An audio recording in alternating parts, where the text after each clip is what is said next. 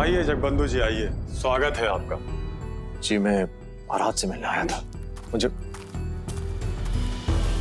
महाराज वहाँ सुरक्षित पहुँच गए हैं। उन्होंने कहा आपको सूचित कर दिया जाए। जी महाराज नहीं है यहाँ। मुझे महाराज से मिलना बहुत जरूरी है। महाराज मुकुंद तो पड़ोसी राज्य के एक वार्षिक सम्मेलन में गए। आप कहिए आपका कैसे आना हुआ? मैं चाहता हूँ कंपनी के खिलाफ जो विद्रोह में आरंभ करने वाला हूँ, मैं चाहता हूँ वो मेरी मदद करे उसमें। विद्रोह? जी। पर अचानक? कंपनी का एक ऑफिसर है वॉरेन, उसने बड़ी क्रूरता से पुरी के पास जो एक गांव है वहां निर्दोष गांव वालों को वेल अपनी तारीफ सुनकर अच्छा लगा। तुम्हारी हिम्मत कैसे हमारे महाराज के दबाव डालने की? रिलैक्स बक्सी जी, इसे नीचे कीजिए। मैं भी आप ही की तरह अपने दोस्त महाराज मुकुंद के लिए संदेशा लाया हूँ। हमारे महाराज को अपने जैसे इंसान का दोस्त कैसे कह सकते हो तुम? क्योंकि हमारी दोस्ती होने वाली है। ईस्ट इंडिया कंपनी ने महाराज मुकुंद को जगन्नाथ मंदिर का सुपरिटेंडेंट बनाने का निर्णय लिया है। ये प्रमोशन लेटर साइन करते ही वो जगन्नाथ मंदिर के प्रमुख बन जाएंगे और हमारी दोस्ती हो जाएगी। एक्सक्यूज मी, जितनी जल्दी हो सके ये महाराज तक पहुंचा दीजिए और उन्हें कहिए कि ईस्ट इंडिया कंपनी की तरफ से एक छोटी सी भेंट है। जगन्नाथ मंदिर के सुपरिटेंडेंट बनने के बाद वो अपने दरबार में सांस्कृतिक और धार्मिक कार्यक्रम का आयोजन कर सकेंगे, पंचायत बिठा सकेंगे, लोगों की मदद कर सकेंगे, उनकी प्रॉब्लम सॉल्व कर सकेंगे। वो हर चीज कर सकते हैं जो वो अब तक नहीं कर पा रहे थे। सब कुछ लिखा है इस लेटर में। नहीं मुंशी जी, ये पत्र महाराज तक नहीं पहुंचना चाहिए, बल्कि उन्हें सूचना भेजिए। कैसे इस वॉरेन ने पास के गांव में निर्दोष लोगों की हत्या कर दी, कैसे इस वॉरेन के हाथ मासूम लोगों के खून से रंगे हुए हैं और उन्हीं हाथों से ये महाराज को मंदिर का अधिपति होने का न्योता भेज रहा है। ये सूचना जरूर भेजिएगा उन्हें। ठीक है, सब कुछ बता देना, सब कुछ बता देना जो भी इन्होंने कहा है, लेकिन साथ साथ उन्हें यह भी बताइएगा कि ईस्ट इंडिया कंपनी का उसूल क्या है, कि जो ईस्ट इंडिया कंपनी का साथ देता है उसका दोस्त बनता है, कंपनी उसका पूरा ख्याल रखती है, और जो नहीं देता है उनका क्या हाल होता है वो जगबंधु जी के गांव वालों की खबर सुनकर उन्हें पता चल ही जाएगा। और फैसला महाराज को लेना है कि वो ईस्ट इंडिया कंपनी का साथ देकर इज्जत से रहना चाहते हैं या फिर जगबंधु के सो कॉल्ड विद्रोह में शामिल होकर अपनी इज्जत और गांव वालों की जान गंवाना चाहते हैं।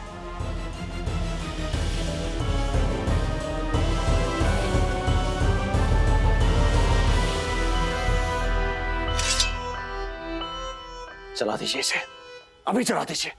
जब महाराज को पता लगा कि वॉरेन ने कैसे निर्दोष लोगों की हत्या कर दी तो स्वयं विद्रोह का हिस्सा बनेंगे, सबसे पहले होंगे इस विद्रोह में। नहीं जगबंधु जी, मैं आपका यह काम नहीं कर सकता। वॉरेन अगर गलत भी है तो भी ये पदोन्नति का पत्र महाराज तक पहुंचाना मेरा कर्तव्य है। उसके बाद जो भी निर्णय होगा वो महाराज स्वयं ले लेंगे। लेकिन मुंशी जी, क्षमा कर दीजिए मुझे।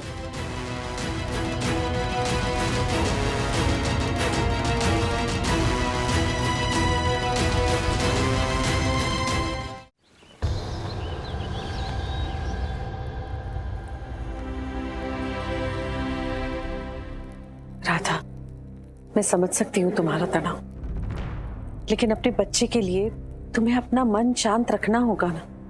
इतना तनाव तुम्हारे साथ साथ तुम्हारे होने वाले बच्चे के लिए भी अच्छा नहीं है। कोशिश तो कर रही हूँ मैं माँ, मगर मेरा मन बार बार वहीं जा रहा है। जब तक कोई संदेश नहीं आ जाता मैं।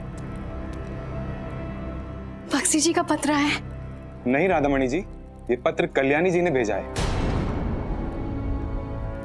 आपके लिए होगा माँ। ये पत्र तो आपके ही नाम है। राधा, पढ़ो। ठीक है जी, जाओ। जो आ गया।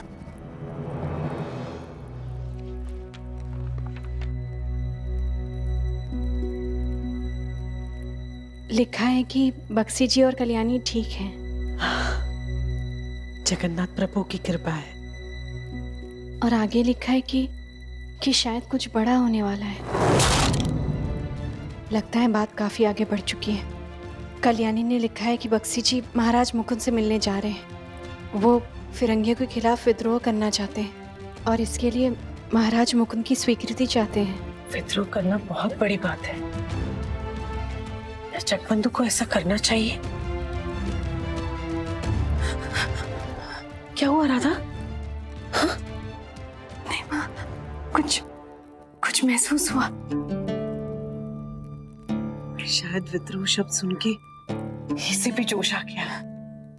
अपने पिता की तरह ये भी अपने ताकत का परिचय देना चाहता है। और मेरे सवाल का जवाब भी। राधा, ये शुभ संकेत है। मेरे मन की दुविधा भी मिट गई। ईश्वर करे कल्याणी और जगबंधु जिस काम के लिए गए हैं उसमें उन्हें सफलता मिले और वो सही सलामत वापस लौट आए। हाँ माँ, भगवान जगन्नाथ जी सब अच्छा करेंगे।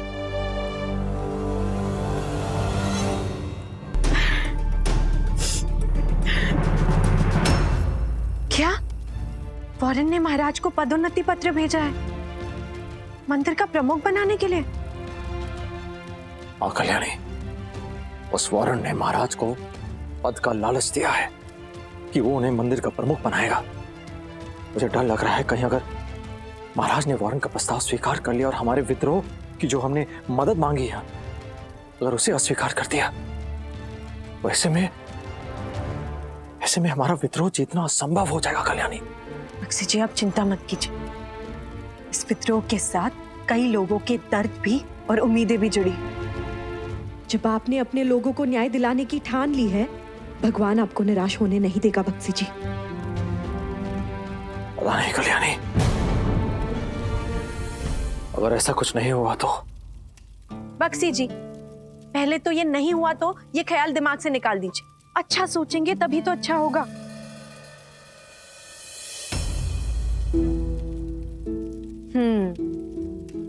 अब समझिए कि ये नहीं कहां से आए।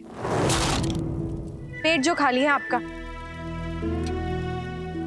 चलिए खाना खा लीजिए। मेरा मन नहीं हो रहा कल्याणी।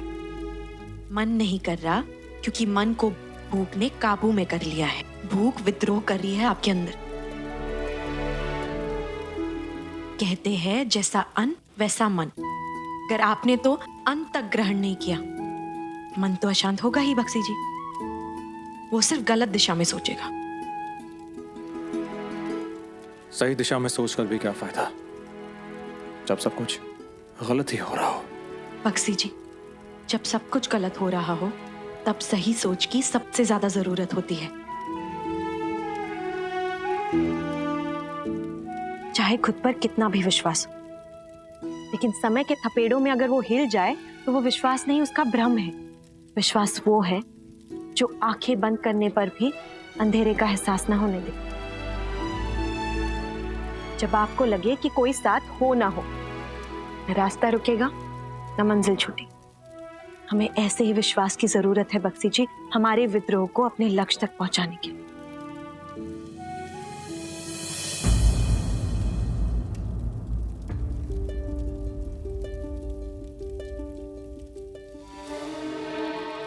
मेरा विश्वास तुम हो कल्याणी, जिसने अंधेरे में भी उम्मीद की रोशनी का एहसास दिलाया है।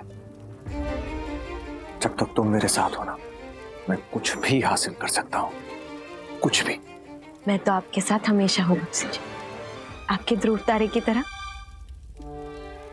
एक साथ में बहुत कुछ हासिल करना है ना? कल्याणी, मुझे माफ कर दो। मैंने वो बड़म्बा और ईस्ट इंडिया कंपनी की संधि वाली बात जैसे भाई, क्या है कि मैं नहीं चाहता था कि ऐसी कोई बात तुम तक पहुंचे। शादी का माहौल था और ऐसी कोई बात जो तुम्हारे चेहरे की मुस्कुराहट को तनाव में बदल दे, तो इसलिए माफ कर दो मुझे। बक्सी जी, कितनी बार माफी मांगेंगे? छोड़िए ये सब। अब अपने ध्रुव तारे को बताइए कि आगे जाना कहाँ है।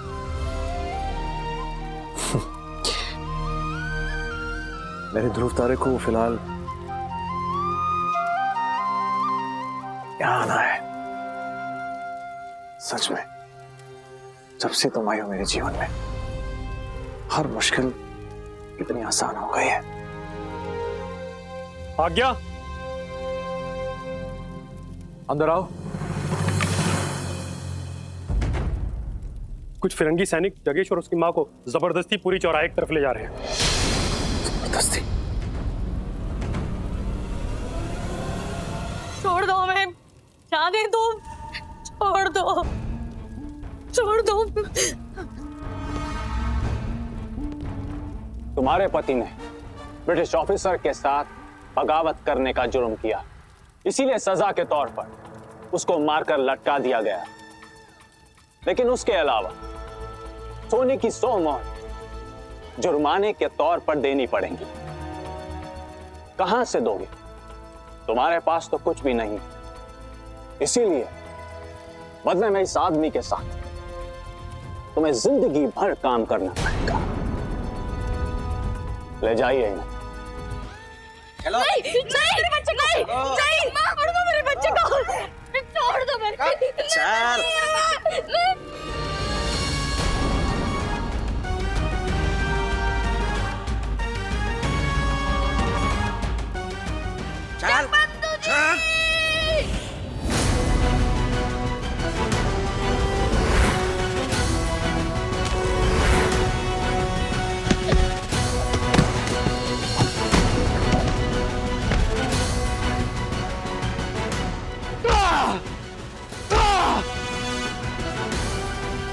तुमने मेरे अब्बा की जान कैसे ली? कैसे ली जान? ये मेरा परिवार है, सारा देश मेरा परिवार है, ये गांव मेरा परिवार है, ये क्लैन मेरा परिवार है। तुमने इनकी जान कैसे ली? इन्हें चोट कैसे पहुंचाई? इन्हें चोट पहुंचाना मतलब मुझे चोट पहुंचाना। जगबंधु जी छोड़िए, छोड़िए जगबंधु जी छोड़िए।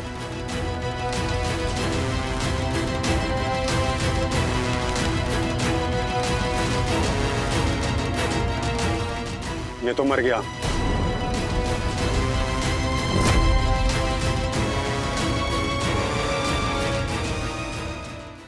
मैं जानता हूं मुंशी जी, मुझे महाराज ने अनुमति नहीं दी थी।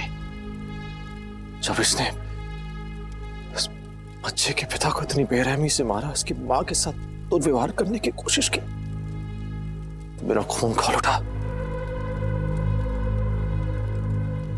मैं महाराज से स्वयं जाके महाराज ने आपके संदेश का जवाब भेजा है।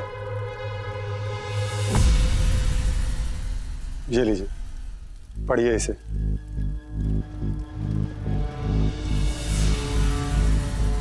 प्रिय अधिपति जगबंधु, पुरी के पास गांव में अफसर वारेन द्वारा बर्बरता से की गई मासूमों की हत्याएं बेहद शर्मनाक और असहनीय है।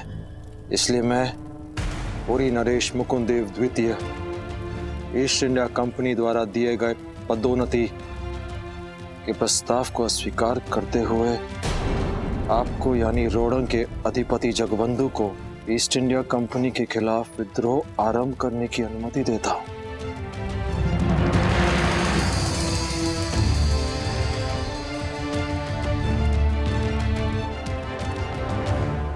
मेरी सहमति और सहयोग दोनों आपके साथ है। निश्चिंत होकर इस विद्रोह का नेतृत्व कीजिए और जो भी निर्णय लेने पड़े पूरे अधिकार के साथ लीजिए। जगबंधु जी, महाराज आपके साथ हैं।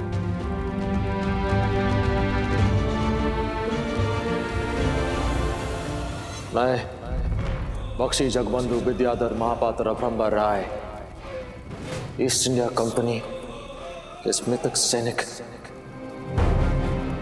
के दाह संस्कार को सम्मानजनक रूप से किए जाने की घोषणा करता हूं और इस घटना के साथ कंपनी के खिलाफ विद्रोह को प्रारंभ करने का ऐलान भी करता हूं।